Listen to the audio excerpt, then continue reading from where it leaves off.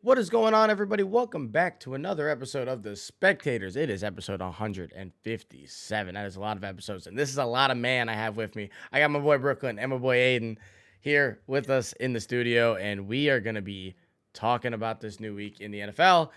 We have the MLB playoffs coming up, which is exciting. The NBA is around the corner, hockey's around the corner. College football is in high demand. Like, we got some good stuff. Also, the World Cup's coming up soon, which Can't forget that.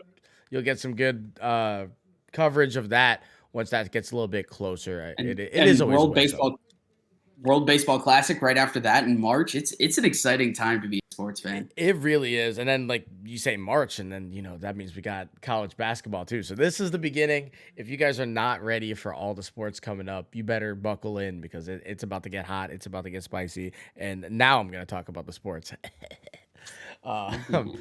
So today we're doing some overreactions, or not an overreaction. So we're going to give you a take, and then the rest of us are going to answer whether we think that's an overreaction or not. And this could be fun because there's going to be some nonsense. There's going to be some non-nonsense. And since we haven't had Aiden on in a while, I'm going to have him take the reins, start us off. What is your first take? Cooper Rush should be the starting quarterback of the Dallas Cowboys.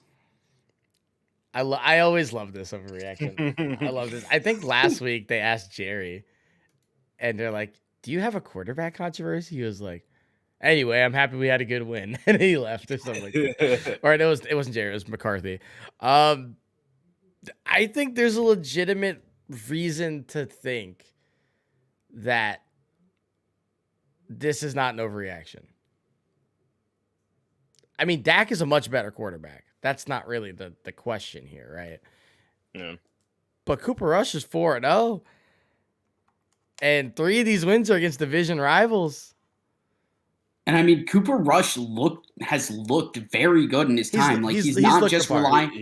He's not just relying on the running game. He's finding his receivers, and he's not relying on one target like Dak always does. It's not the Dak and Zeke show. It is the whole team putting it together. And I also think with the sort of injuries Dak has had in the past, Cooper Rush is showing that he is more mobile, and he might be the next Red Rocket. I mean, he's got the red hair, might be, taking over the reins from Andy Dalton, hopefully with more playoff luck. But, I think Cooper Rush right now, I trust him over Dak. In terms of winning games, especially, like I said, Dak's a better player. He just is. He's a better player. He's a better quarterback. He's a better arm. But with the injury history, like, do you trust a guy who's played 6 football games in the last 24 months? I don't know. Not at all. I don't know. Not at all. And I mean, you would think the smart thing to do is go with the hot hand, and that's why I don't think it's an overreaction. But with how Jerry is and the Cowboys, I don't feel like they keep Cooper in there once Dak is healthy. I really don't. I feel like they just go with this has been our guy, whether he's been on the field or not. This is our guy. We give him the big bucks. We want him on the field. So that's who we're going with. Yeah, and unfortunately, that's going to be the downfall for them because I do think you ride the hot hand right now as long as you can. And I mean, hey, last 3 games, he's put up 200 plus yards every game and he's getting them wins. So it's like. And obviously, it's not the same situation because he's not as much of a veteran. But it gives me flashbacks to when Jameis Winston was suspended the first 4 games and Ryan Fitzmagic took over in Tampa Bay, and he looked really, really strong. And there were conversations: do you leave Fitzpatrick in there for the rest of the season? There were those conversations, and I feel like if you're the Cowboys right now, maybe it gives you some pressure, and you can take the pressure off Dak to have to return right away. But at the end of the day, I think this allows Cooper Rush to get paid in the offseason by some team. I hate to say it this way because they're playing well, but a Detroit Lions-esque team, maybe a good backup in somewhere like that. Maybe he goes to like a Miami or a Browns where there's always going to be an opportunity of some form in some shape. Yep. That maybe that's where he gets his opportunity. Or I hate to say this too, send him to the Giants. Let him start for the Giants. You're seeing what he's doing against you in the division. Jones. He's better than Daniel Jones. Why not give him a shot if you're a division opponent? Yeah. No, I completely agree. I think this next 2 weeks are going to be super telling. The Cowboys by all means should lose these next 2 games against the Rams and the Eagles with a backup quarterback. And if he goes into LA and or into Philly, imagine if he does both. If he goes into LA and Philly and wins, there's not a conversation. If he does both of those and Dak comes back and takes this spot, this organization in Dallas is poverty and doesn't deserve the happiness that they've enjoyed over that 5-week win streak. I don't think they'll do it, but like that's going to be the narrative there. So no, that's a great one to start off on. Yeah. Brooke, what you got for me? So this one, you got to look at the schedule, right? Right now, they're 4-0, the Philadelphia Eagles. Okay. Is there a chance that they can go undefeated this season? Looking at their schedule, it's not. Well, let's go look. It's not strong. It's not strong. They got the Cardinals coming up, and then they got the Cowboys, like you said. Two decently tough games, but they very much could pull them out. They get a bye week. They get the Steelers, the Texans, the Commanders, the Colts, Packers, Titans, Giants, Bears, Cowboys, Saints, Giants again. Okay, I'm looking at No. this. I don't think there's. Yeah, nobody's gonna go 17-0. 17 games is too much. But this is the easiest schedule I've ever seen. No. And so if there's an opportunity for a team to win another 13 consecutive games, if they can get past this Cardinals game, because I think the Cardinals are a little bit better than we want to give them credit for. Yeah. And then the main one that you have circled, there's a 2-week stretch. They have the Packers at home and the Titans at home. Having them both at home is very good because Philly is one of those stadiums where home field really matters. I'm going to say it's an overreaction because it's just not going to happen. Yeah. But if it's week 14 and then you ask me this again, it's happening. Because you can imagine there's going to be a weird game against like the Texans or the Commanders where they're just going to come out hot. But it's a really cupcake schedule when you really look at it. Yeah, the schedule sucks. So like if it happens, it definitely is, but I would not be surprised. you look at it, it's definitely an overreaction. Yeah. But I think, like, going off of that, they're a good team. They're a good football team. I think Jalen Hurts and Tua Tagovailoa are breaking the stigma that Alabama quarterbacks cannot perform at the NFL level. They're starting to break that stigma that, you saw with guys like A.J. McCarron and things like that who were absolute studs for Alabama there. So, but what I think at the end of the day, they're going to win this division. That there's no question in my mind that they're going to win that division. I think they already won it. They're 4-0. The question is that I don't know that they can do it in the playoffs. I feel like we talk about the Eagles outside of 2018, they're known to choke in the playoffs. And if you have to come up against a playoff polished team in, a team like the Rams or the 49ers or the Bucks or the Packers even, or the Vikings even, you're going to struggle in that matchup. Hey, don't put so my Vikings I just in there. don't. We get waxed by the Eagles every time we play them. Don't put my Vikings in there. Don't put my Vikings. What I'm saying is a team that has playoff experience like that, I think they're going to struggle. So do I think the Eagles are a good football team and do have the opportunity to go maybe 12-5, 13-4? Yes, they're not going to go undefeated, and I don't know if they can do it in the playoffs. Okay, fair enough. I think I did say I had them in the Super Bowl, if I'm not mistaken, Brooke, right? Or did I say the 49ers? I don't know if you did, but I did. Okay. I have them in the I Super might have Bowl. said the 49ers, which is looking like a horrible take right now, but I had Chargers, Eagles. So yeah, I mean, that wasn't our true prediction, sadly. It was kind of the off-the-cuff ones, because I did say Broncos, but that was just like, hey, let's be a little different. And that's my official prediction.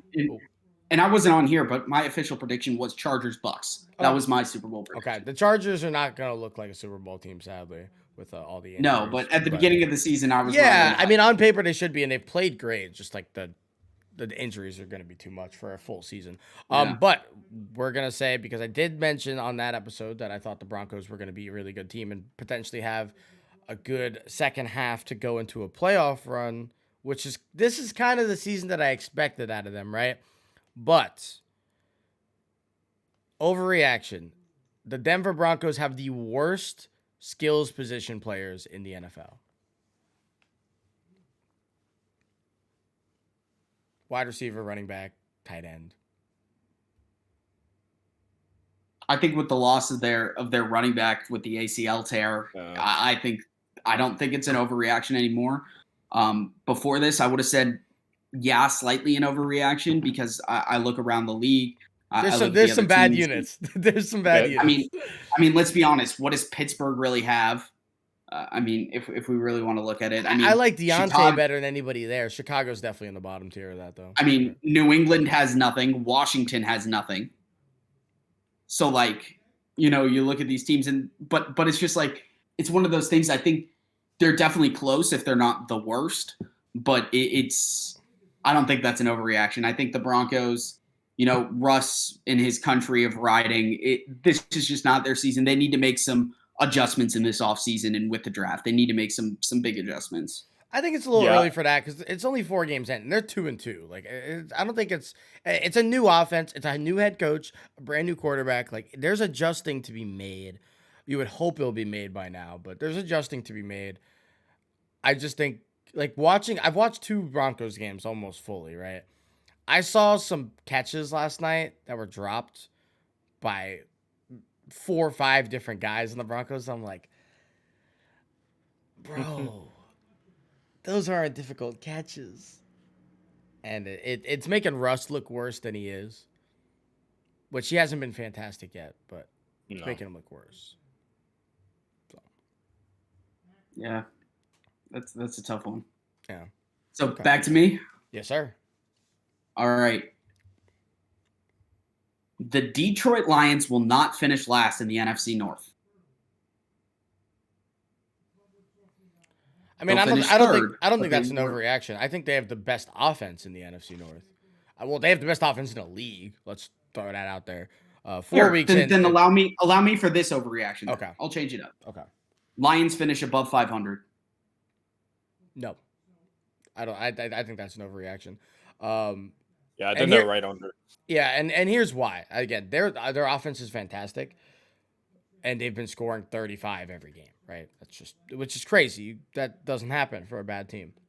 But you can't give up 38, 36, 28, 48 and expect to win football games. You can't give up 48 points at home versus Geno Smith. That's not an over 500 team. That's just not.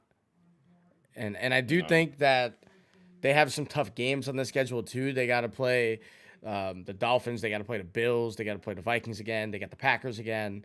I think even the Jets might be a hard matchup for them. Yeah, it's tough. And the Jaguars, they got to play too. Don't sleep on the Jags this year. I mean, those 2 teams are actually really similar to me. I think they'll be under 500, and I think it'll almost be like intentional. And then next year will kind of be like the really good year. But they have a lot of talent on the offensive side of the ball, and I love it. And I also think on the defensive side, we sleep on them a little bit. I mean, Aiden Hutchinson has shown why he was as high of a draft pick as he was, not just for the Michigan connection, but he has played extremely well on the defensive side of the ball. And I think Jeff Okuda has been amazing too. Jeff Okuda has been great. I think with some minor adjustments on the defensive side, and obviously you've got probably who I'd say a top 5 personality of a head coach in the NFL right now. And he's a very good head coach coaching-wise as well. You're setting yourself up for success. I think until they upgrade from Jared Goff at quarterback, they won't really be able to get over that hump. But until then, they're going to get themselves real close. And, I've slandered Jared Goff a lot on this show, outside of the show, all that. I want to give Jared Goff a lot of credit. He has been nothing short of just very good. Like, he's been really good this year. He hasn't made too many bad throws. He hasn't cost them games by throwing picks.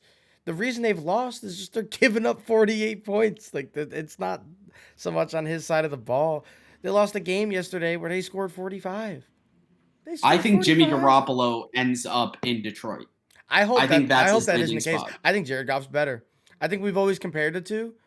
I think Jared Goff's better. He's had better highs. The lows might have been lower, but he's never been as mid consistently as Jimmy Garoppolo. That's fair. There was a game that sorry to cut you off real quick, but there was a game 3 years ago, maybe 4, for the Rams. And this was back when they were still in their white uniforms and the white horns. So they didn't even do the rebrand yet. And I saw Jared Goff throw for like 485 touchdowns with like a perfect passer rating and like 80% completion. And I saw that. I'm like, he has that in him? I mean, Jared Goff is averaging 281.5 yards per game. He's got a QB rating this year of 99 point, or a QBR of 67.2, a passer rating of 99.9. He's only got a 3.2 sack percentage. I mean, you look at it, he's 92 of 151 for 60% on completion, 11 tutties to 3 interceptions. It's a pretty good year. He's having himself a season. It's a pretty good year. That's what I'm saying. Like, I want to give him credit because he has been. I mean, everybody thought he was going to be horrible. Yeah. So. Absolutely. And I mean, you look at the Lions right now, they're only a couple of points each game from being undefeated themselves. Yep. The first game, 38-35, they lose to the Eagles. Now, I will say a lot of those games were comebacks, right? Like, or the last two, they were down to the Eagles by like 22. They were down to the Seahawks by like 22. Yeah. So, like, it gets closer because prevent defenses and all that, but still. But then 28-24 and then 48-45. So it's like just being able to be that close, regardless of what you got to do to get there. For a team like this, where everybody thinks they're just going to be poverty and down and out from kickoff, it's impressive.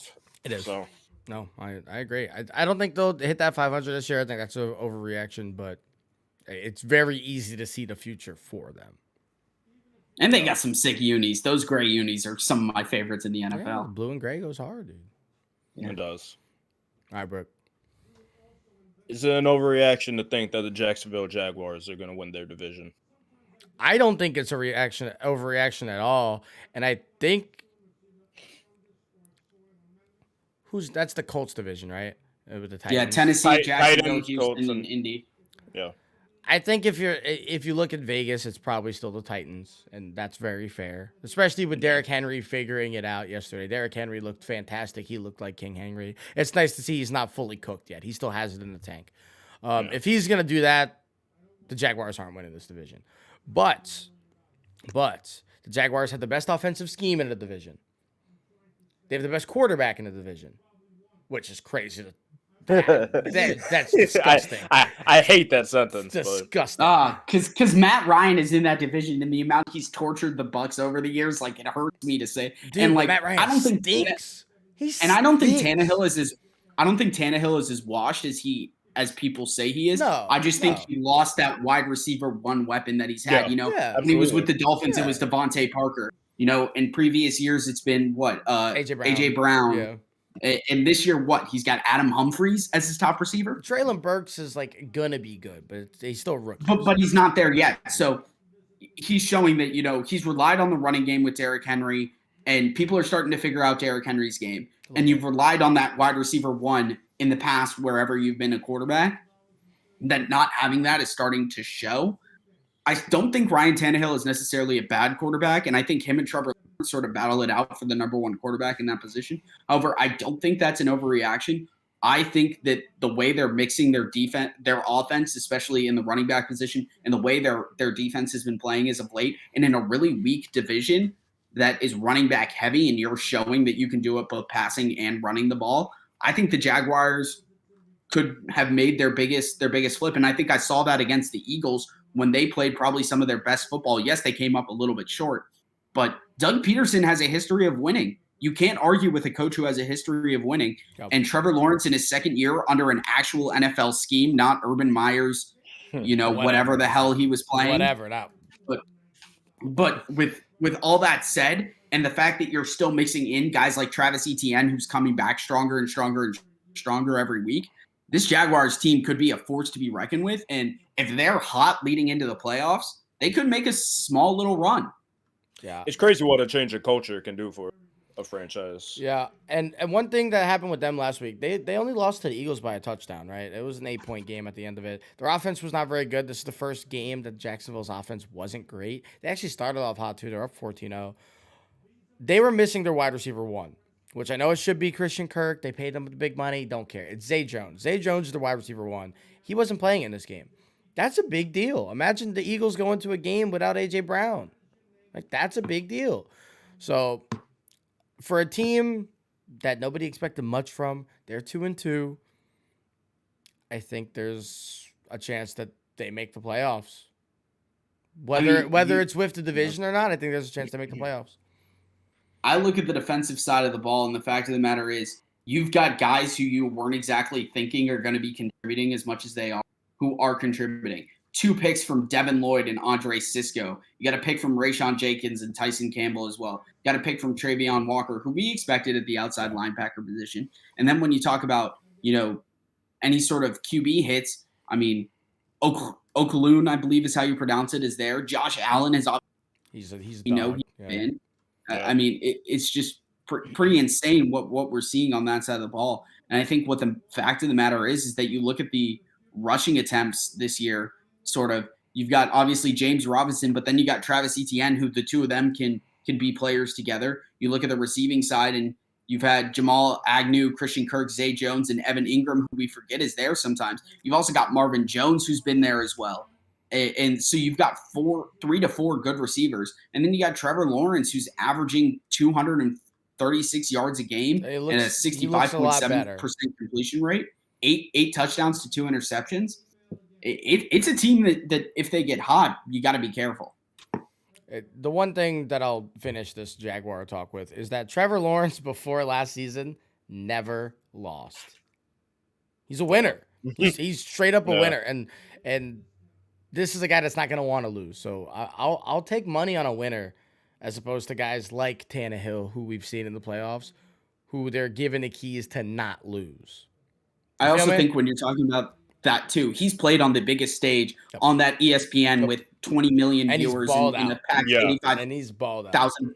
So he's built for it. There is no stage too big for Trevor Lawrence. When you talk about a guy like, I hate going back to this, but you talk about a guy like, let's say Jared Goff. He played at North Dakota. He played at Cal, who never really made it anywhere big. You talked about, a guy like Carson Wentz when he was in the big time, played at North Dakota State. Yeah. I mean, Brady at Michigan never really did much, but he's obviously risen to the biggest stage. But there are guys like that who you're like, okay, they didn't really play big, and you saw that in their first playoff experience. But you can't teach experience in big games that Trevor Lawrence has. Yeah. So they got to get. I mean, how many times has he gone against Alabama or Ohio State with some of the best? Every year. every single year. Yeah. So again, he's a winner, and that's pretty cool. I want an overreaction. I'm trying to figure out which, because I had a couple of them. Oh yeah, easy overreaction. And I know this is what you guys are gonna say, but the NFC East, the Beast, this is the best division in football. The Eagles are 4-0. The Cowboys are 3-1. The Giants are 3-1. I think records-wise, yes. Talent-wise, I look at the either AFC West, AFC East as 2 better divisions, or even the NFC West. Those 3 divisions all are better to me. I mean, record-wise, who have they really played? That's my thing too. Like, a lot of these teams haven't necessarily played anyone too special. But I think that's an overreaction. I don't think it's the best division in football. I don't think we'll ever be saying the NFC East is the best division in football if you've got the Washington Commanders in your team and the New York choking Giants. Hey, they're 3-1, dude. Shout out to everybody in the division. 3 of them are doing their thing. Washington has had whatever. No, Washington's doing their thing, exactly what we expected. They're dead. Yeah, they're doing their thing. Yeah, but definitely an overreaction. AFC West, you still got to put as the best in football right now. Okay. I just want to throw that out there. They have the most wins in the NFL as a division. I like it though. I like it though. It's important to say. Do we have any other NFL takes we want to? I got one more. Okay. I got one more. Go. And this is going to be a little homer, and I'm waiting for you to hear it. All right. Okay. Outside of this game against the Chiefs, before this game against the Chiefs, the Bucs defense was showing that it was a top 5 in NFL history. That's fine, but this game against the Chiefs happened, so I don't care. But you're fine, right. Fine. Even with the game against the Chiefs, because they had even with the game against the Chiefs, because there's always in no matter what defense, there's always a team that has a bad game. But this Bucs defense, when it's all said and done, is going to be a top 5 defense of all time.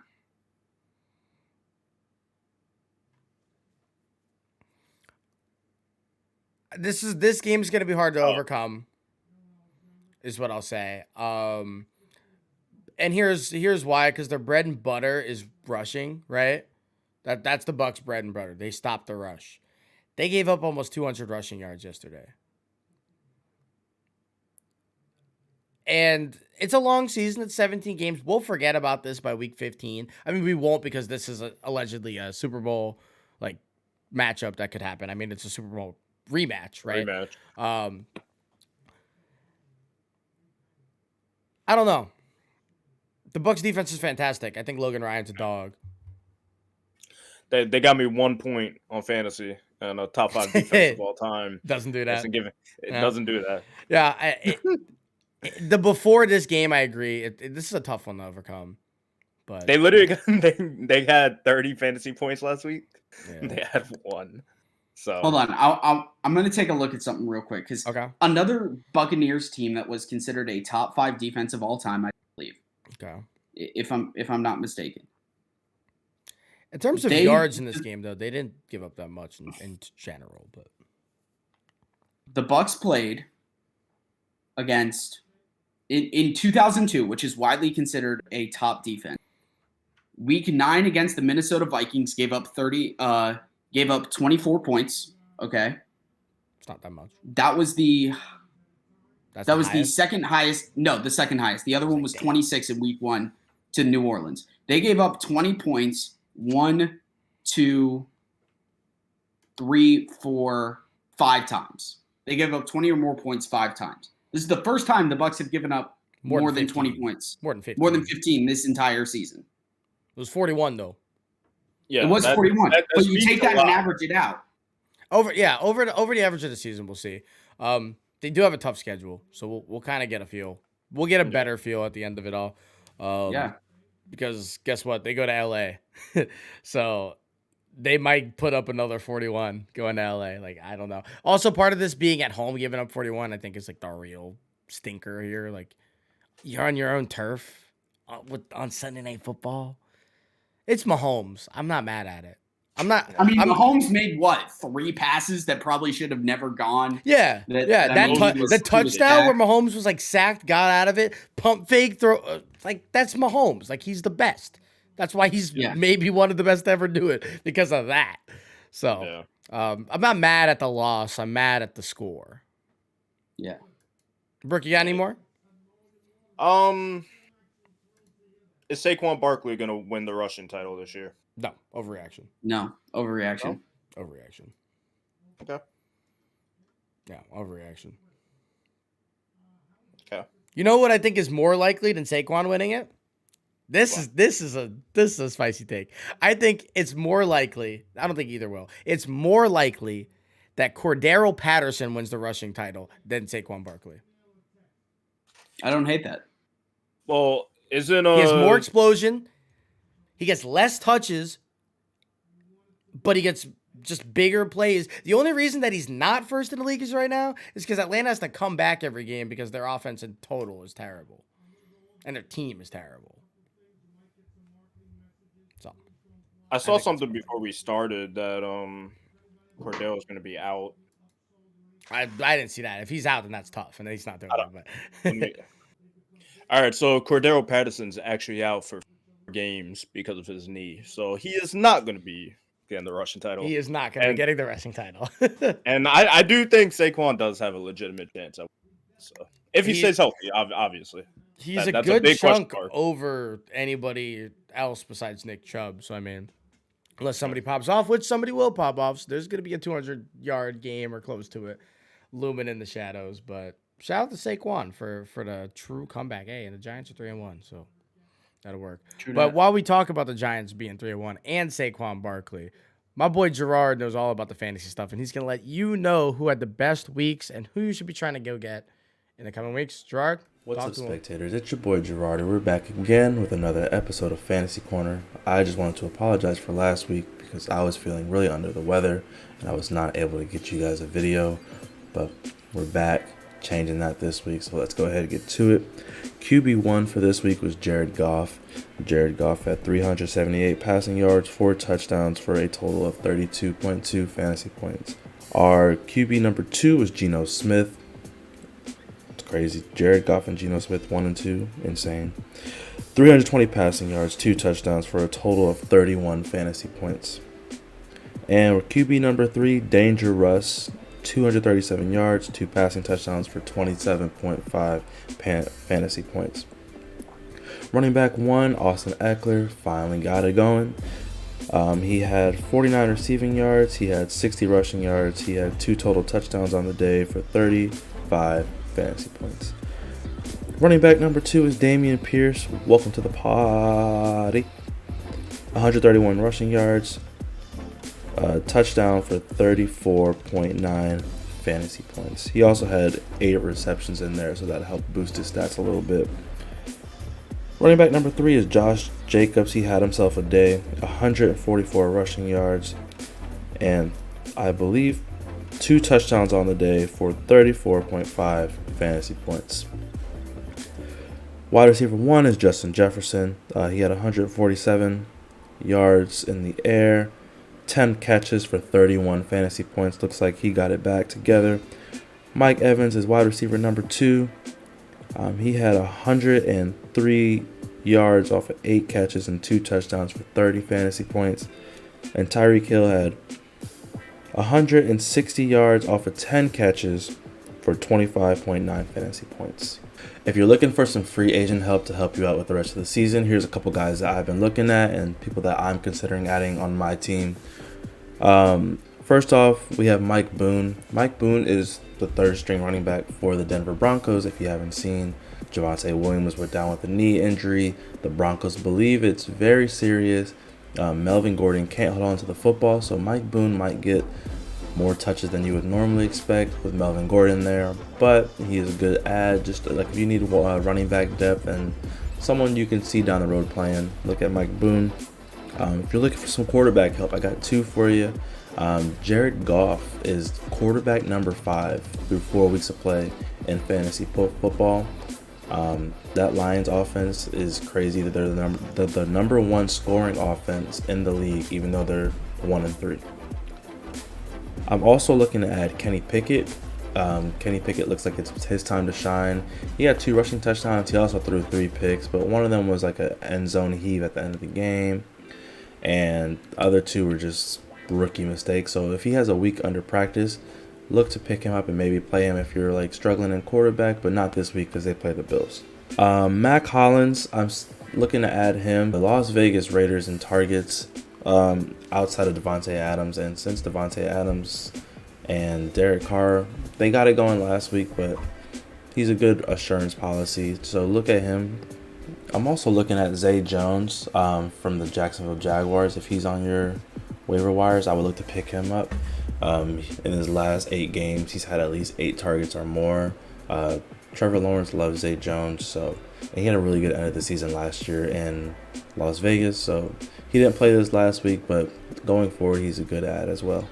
Also, don't forget to add Josh Reynolds. He had a really good day for the Lions yesterday, and if Amon-Ra St. Brown and D Swift and DJ Chark, if they miss any more time, Josh Reynolds is the clear number 1 target in that offense, so go ahead and pick him up just in case, because you never know, and he can be a quick plug and play for the upcoming weeks.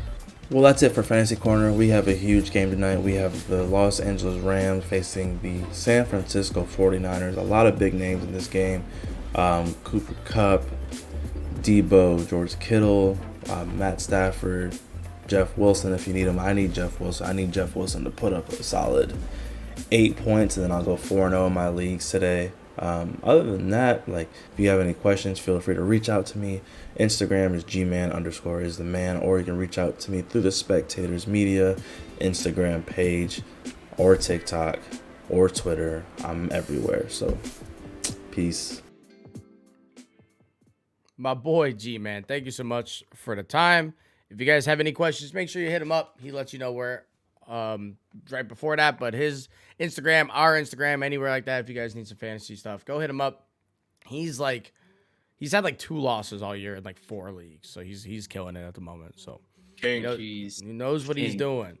Not so much last year, but this year he knows what he's doing. I promise. And so now we are kind of done with our football stuff. We're gonna do like an all-encompassing part. We're gonna stick with the overreactions because that's pretty fun. And I'm just gonna start us off here because, like I said at the top of the show, the MLB is about to be in the postseason. Postseason baseball, to me, is like the most fun playoffs because just anything can happen. Like truly, like the Royals can win a World Series. That happened. The Nationals won a World Series after being like 30 games under. It happens. So I'm really excited for it. And as of this moment, the American League is all but decided. Just the order is going to be a little bit different. It looks like the Rays are likely going to be the lowest wild card seed, but who's to say? There's 3 games left. So they'll be playing the Guardians. We'll get Blue Jays, Mariners, and then the Yankees and Astros will be waiting. But the one I want to talk about, overreaction, is with this series that happened this weekend. The single most important series for the entire baseball season, which is kind of wild that it comes down to this, but that's exactly what it comes down to. The New York Mets went in 1 game above the Atlanta Braves and then proceeded to get swept. Embarrassing. Embarrassing. Is the Mets season in danger because of this sweep? They're pretty much not going to win the division now. If the Braves win 1 game, they win it. If the Mets lose 1 game, they win it. Is the Mets season as a whole in danger despite maybe winning 100 games? You look at it 2 ways. How are they going to react? Are they going to be dogs about it and say, okay, we got punched in the face, now we're going to go ball out and go on a run and try to win the whole damn thing?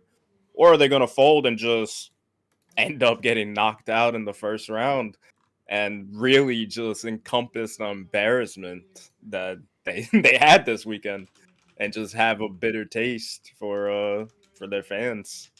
So I don't think it's going to be that. I do think they are going to have some pride and they'll be able to bounce back. Hopefully they might even win the division. Then you really don't care about what happened this weekend. And you go into the playoffs, new season, you start off. So yeah, I think here's the big issue with it, and then I want to hear Aiden's thoughts on this in a second. But the Mets losing the division, they go from the 2 seed to the 4 seed now, right? Which is, it's not official, but it's official. They're not winning this division at this point. They go from the 2 seed to the 4 seed, which has them in a bye as the home team against the winner of the Phillies or the St. Louis Cardinals. Or now they're going to be the 4 seed and have to play the Padres first round, which to me, that's the scariest of the 3 wild cards, not named the Mets. And then if they win that, they have to go into LA, where they could have been the home team and gotten Philly or the Cards, and now they have to go play the Dodgers. I think that's a big factor that they clearly didn't think about before getting swept in the series. But Aiden, what are your thoughts on this? My thoughts are is that the Mets have the favorable matchup going into these 3 games that are coming up. They've got the Nationals, Yep. Marlins at home against the Braves. Braves always struggle against Miami. Yep. However, the fact that it's going to be a Dodgers versus Mets NLDS instead of NLCS matchup just absolutely kills, the fun of baseball. But at the same time, it could be really exciting. I think at the end of the day, it's still not an overreaction. Until they're out of the playoffs, their season is not a bust. It doesn't matter how you get there. The end goal is to be the last team standing. And until they're eliminated, it's not a bust. I love that way to think about it. Because, I mean, it's true. I mean, like I said, like the Royals and the Nationals have won World Series. Like, there's been really difficult routes to get there that people have taken and done it. They've really made themselves want to go through the hardest way to do it. For what? I'm not sure. But they decided to take the difficult route. All right. I got a baseball one for you. All right. Okay. The St. Louis Cardinals will be the hardest team to beat in the playoffs. I want to agree. And if you would have asked me a month ago, I would have agreed. But their bats have been kind of cold over the last 2 weeks. Like they went 48 innings and scored 1 earned run 2 weeks ago. That's not ideal. No. But their relief, like their bullpen, is incredibly terrifying. Ryan Helsley is probably the best reliever in baseball this year. Maybe outside of like Emmanuel Clase. He's throwing 104. Like he was throwing 101 to start the year. He's gotten better. He's throwing 104 now. Jordan Hicks has been really good. They do scare me. Obviously, they have the likely MVP on their team as well with Paul Goldschmidt. Nolan They have the Arenado's been likely 1-2 finishing in Goldschmidt and Arenado. yeah, Arenado's been fantastic too. So they have two really good guys over there in their infield. Tommy Edmonds had a good year. And then obviously what Pujols has done the second half. He's been the second best hitter in baseball the second half of the season, which is crazy.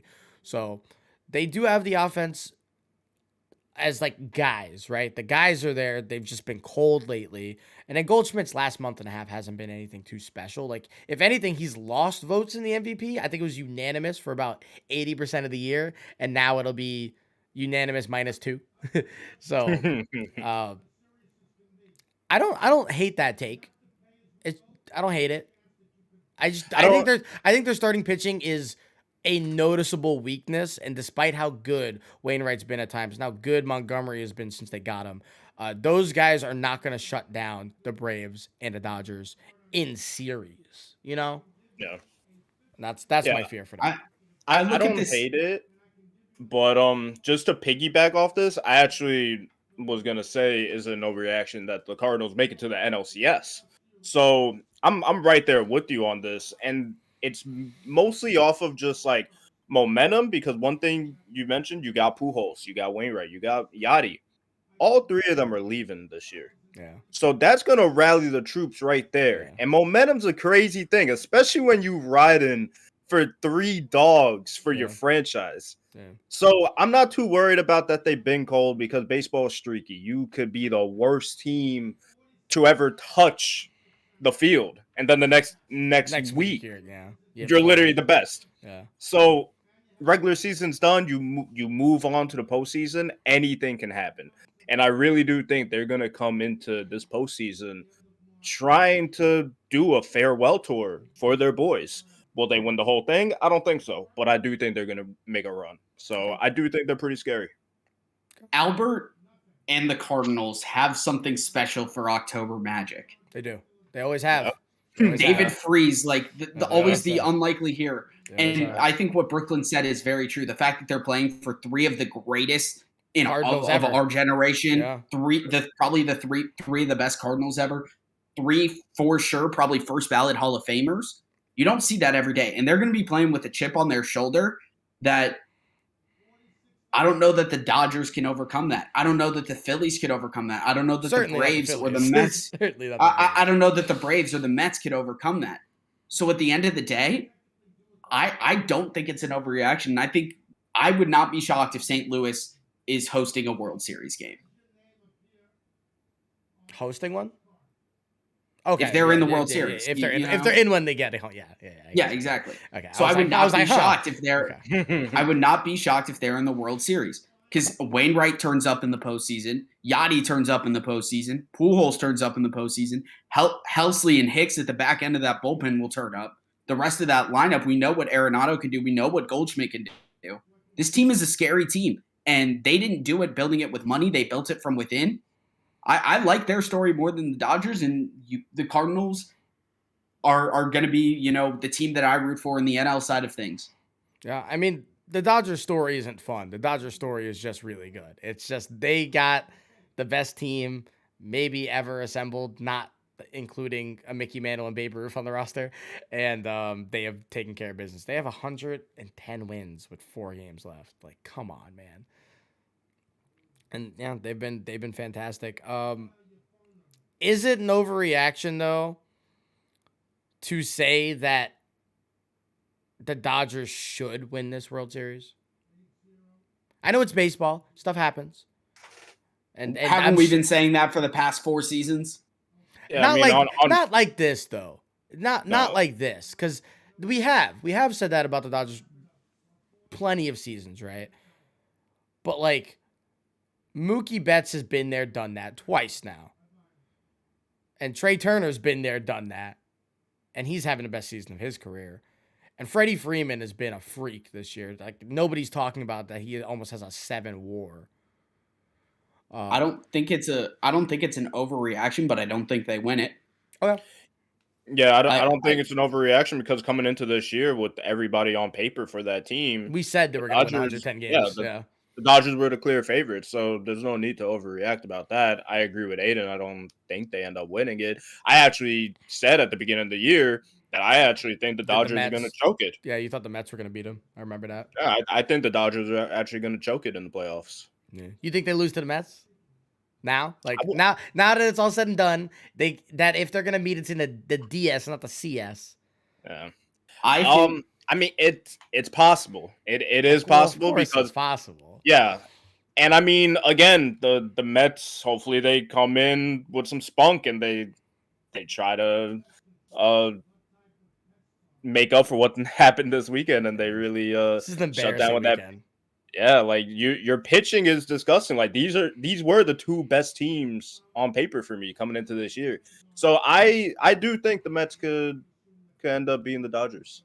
First round, and really just shake everything up and shock everybody. Yeah, right. Here's my last overreaction that I've got for y'all. Okay. All right. Okay. The best series of the postseason will be Rays versus Yankees in the ALDS. If it happens, I agree, but I don't think it's going to happen. I think when you get the Rays and how dog they are in the playoffs, they can do whatever in the regular season. But they're still hot after 2020, and you know they love facing the Yankees in the postseason. And I think that honestly, Cleveland doesn't scare me as a team. I think that's the problem. Cleveland doesn't scare anybody. My overreaction, my last one was going to be that the Guardians actually make a run, and the reason it's weird, right? It's because the Guardians, you looked at them before the season. I don't think anybody had them making the playoffs. I don't think anybody had them above the 3 seed in their division. But now here we are at the end of the line. They have the best bullpen in baseball. It's not even particularly close. They have the best bullpen in baseball. They have maybe the best closer in baseball, outside of maybe Ryan Housley, with Emmanuel Clase, who's been just a dog for the last 2-3 years now. They have 2 legitimate superstars. And what else? What does it take to win World Series? It takes a star to show up, and it takes a really good back end of a rotation. That's what. Or not rotation of a bullpen. That's what we've seen that it takes to make a run, and they have those things. But the question is do they have the front end that's going to survive? I don't know. Rays, I mean, I go back to, even though it's a 1-game playoff, but I go back to the Rays against Oakland. I think it was 2019, where, everyone was talking about, Oakland's going to win this. And Yandy Diaz comes out and hits, the Rays were up 5-0 by the third inning. I remember that. Here's the point. You can't get to that back end of the bullpen if you can't start the game. And when the Rays get hot early, we've seen what they can do and score a lot of runs. Yeah. The Rays, it helps that it's a 3-game series to prevent that, right? So they're gonna get there to some capacity in a 3-game series, or best of 2, right? Or first of 2 wins the series. I'm pretty sure how it goes. Yeah. Yeah. So I mean, if they manage to beat the Rays, you face the Yankees, and then the front end, the Yankees give up runs, and more often than not, a lot of cases with the pitching. So I mean, they can make a run. This has 2020 playoffs sort of written all over it for the Rays, in my opinion. And I know you guys hate to say that, but it's going to be a dogfight in every series. But the way the postseason tree is lining up, it'll be against the Yankees in the DS, against the Astros in the CS, just like 2020. And then who knows in the postseason. I think the Rays are hungry to get there. I mean, their minor league team, the Durham Bulls, just won their 2nd straight championship. They've won 8 in the past since they've been a Rays affiliate. It's one of these things that the Rays have a culture of winning. They had the highest winning percentage across their minor leagues this year. So for me, even though I'm a Rays fan and I'm not trying to be homer here, I'm talking from straight, they have that playoff experience at every level. So it's hard for me to sit here and say that once they get to the playoffs, I don't see him doing it. And the fact that Glasnow's back, the fact that McClanahan is looking sharper, Rasmussen has looked great at the back end. Pete Fairbanks and his crazy eyes as a dog. I mean, you've just got so many. Pete Fairbanks is a crackhead. Yes, but you got so many pieces everywhere that at just this point, I feel confident in what the Rays bring to the postseason. And Randy Arozarena is a different animal in the postseason. Yandy Diaz is a different animal. Okay, actual question. Do you feel confident that with how bad the Rays offense has been probably the last month, that they can go in and score runs enough to win series? Because that's my issue with them. Their offense has been horrible this year. Yes, because of the fact that I feel like every year we ask that same question, and then in October, flips a switch. Yeah, I don't think that's We've been super asking that fair, though, every right? year. Because it's different guys every time. Like, Yeah. I mean, obviously Randy's been great in the playoffs every year so far. He's been twice. He's been great. But like, I don't know. We'll see. I genuinely don't. I might be one of the only people that think this because I know like the Guardians are the 3 seeds, so in theory they should be favorited. The Rays are probably Vegas favorited. I think the Probably. Guardians win this series. I do. You know what it is for me too? The emergence of Andrés Giménez. Andrés Giménez is maybe the second best singular player on the American League side of this playoffs. And that's crazy to me. Or like position player. That's crazy to me. It's Judge. I think it'll be interesting. It's Judge at 1, and then maybe Giménez, maybe Altuve. It'll be an interesting series. It'll be an interesting one. Yeah. So I'm looking forward to it. I'm looking forward to it. For sure. Do the Mariners last thing before we hop up out of here? Do the Mariners win a series? They made the playoffs. The Cal Rowley call and the home run, that was awesome, and it's a moment they'll forever remember. They broke the longest drought in professional sports. Do they win a series though? I think that they beat the Blue Jays. I don't think the Blue Jays have enough. I think they've been riding a lot of hot bats, and the fact of the matter is that I don't see their pitching being strong enough to beat a very, very good, underrated Seattle Mariners lineup. Okay. I'm kind of right there. Their rotation has been the best in baseball for the last 3 months as well over there in Seattle. And they have a shutdown closer. So, And again, momentum's crazy. I think they can get a series off of Blue Jays. And then they're going to hit a brick wall one day. they're going to hit a wall. They're going to hit a wall. Dude, the Astros are crazy, man. I don't see a world that the Astros aren't in the World Series again. I just don't. As Yankees fans, I don't see it, man. I just don't. They're so good. Oh, I hate them. I hate them so much. I can't stand those pricks. Verlander's going to win a Cy Young. If you guys listen to this podcast for months, and if you go back to the preseason, I said I want Justin Verlander on the Yankees because he's going to come back and maybe win a Cy Young. That's the direct quote I said. And look at us now, 7 months later. He's a runaway Cy Young favorite. He's going to win it. And we didn't sign him, and I'm in pain. He's going to throw a 2-hitter against us in game 1 of the LCS if we get there. I am not looking forward. I'm not looking forward to a potential Yankees-Astros ALCS. We're going to have 10 total hits. We'll win a game, but we'll have 10 total hits. Jeez. Oh, God. All right. I think that's going to wrap it up for today, boys. Aiden, thank you for joining us. It's always a pleasure. If you guys don't already, make sure you follow us at Spectators Media on Instagram, TikTok, Twitter, all the good stuff. Check us out on YouTube if you didn't watch this on there already. We have some stuff coming out. We have an interview coming out tomorrow with our boy Nico, so you get some Nico content. And I'm not sure what else we have on the horizon, but I know there's some stuff. We're writing some stuff. We're cooking. So thank you guys again. We'll see you next week. And I love you. Peace.